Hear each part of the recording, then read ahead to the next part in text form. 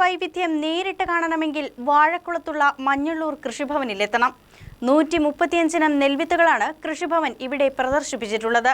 നിറത്തിലും വലിപ്പത്തിലും പേരുകളിലുമുള്ള വൈവിധ്യം അക്ഷരാർത്ഥത്തിൽ കൗതുക കാഴ്ച തന്നെയാണ്.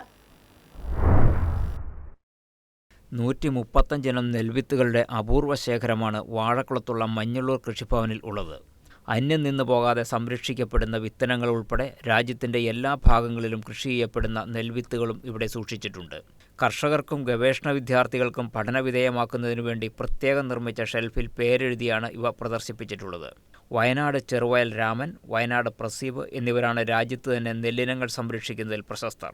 വയനാട് പ്രസീബിൻ്റെ ശേഖരത്തിൽ നിന്നാണ് മഞ്ഞള്ളൂർ കൃഷിഭവന് നെൽവിത്തുകൾ ലഭിച്ചത്. വലിപ്പം, നിറം, രൂപം എന്നിവയെല്ലാം ഒന്നിനോടൊന്ന് വ്യത്യസ്തമായ നെൽവിത്തുകൾ കൗതുകമുണർത്തുന്ന കാഴ്ചയാണ്. പലതിൻ്റെയും പേരുകൾ അവയുടെ നിറവും രൂപവുമായി ബന്ധപ്പെട്ടതാണ്. വെള്ളരി, തവളക്കണ്ണൻ, രംഗനചൂടി, സുമംഗള ബ്ലാക്ക്, ചെന്താടി എന്നിങ്ങനെ കൗതുകകരമായ പേരുകളാണ് മിക്കവയും. ഞവര, ബസുമതി, മുണ്ടകൻ, രക്തശാലി, പവിഴം എന്നിങ്ങനെ പരിചിതമായ പേരുകളും ധാരാളമാണ്. നെൽകൃഷി അന്യമാകുമ്പോഴും കൃഷിപാരമ്പര്യത്തിലേക്ക് വെളിച്ചം വീശുകയാണ് വിത്തുകളുടെ ഈ അപൂർവ ശേഖരം. ഇതോടൊപ്പം കർഷകർക്ക് വേണ്ടി ഒരുക്കിയിട്ടുള്ള വിളപരിപാലന കേന്ദ്രത്തിൽ ലബോറട്ടറിയും ലൈബ്രറിയുമുണ്ട്. പ്രാഥമിക മണ്ണ് പരിശോധനയ്ക്കുള്ള സംവിധാനങ്ങളും ഇവിടെ ക്രമീകരിച്ചിട്ടുണ്ട്. സസ്യരോഗങ്ങൾ കർഷകർക്ക് തിരിച്ചറിയുന്നതിനു വേണ്ടി രോഗം ബാധിച്ചവയെ ഫോർമാലിനിലാണ് സൂക്ഷിച്ചിട്ടുള്ളത്. വിവിധ ചെടികളെ ആക്രമിക്കുന്ന കീടങ്ങളെയും പ്രദർശിപ്പിച്ചിട്ടുണ്ട്.